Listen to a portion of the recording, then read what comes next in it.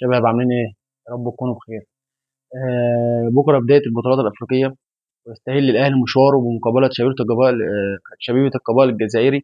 فريق محترم عنده عناصر مميزه زي زين الدين بالعيد، المدافع المخضرم اللي طبعا كان مرشح يجي مكان عبد المنعم، وكمان ايمن محيوس المهاجم بتاعهم. فريق محترم اللي ليه كل الاحترام. فماتش هيكون كويس، ماتش هيكون فيه كوره كويسه. كمان المدرب بتاعهم زنباور مدرب محترم جدا. بس لا طبعا اقوى سكواد في افريقيا حاليا. وكمان راجع اللعيبه المصابه زي امام عاشور، الف حمد لله على السلامه على رجوعه. وكمان زيزو بعد اصابته مع المنتخب، وتريزيجيه بعد اصابته امام الزمالك في بطوله السوبر. مكسب هيحط الاهلي على الطريق، وهيحط الاهلي على طريق البطوله.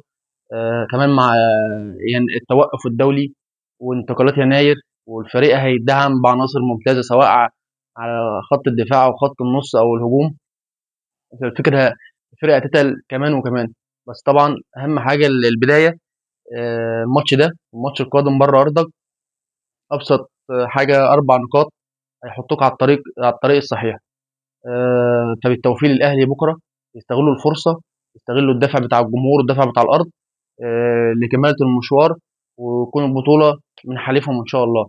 التوفيق للاهلي، وان شاء الله نحتفل بكره بعد الماتش.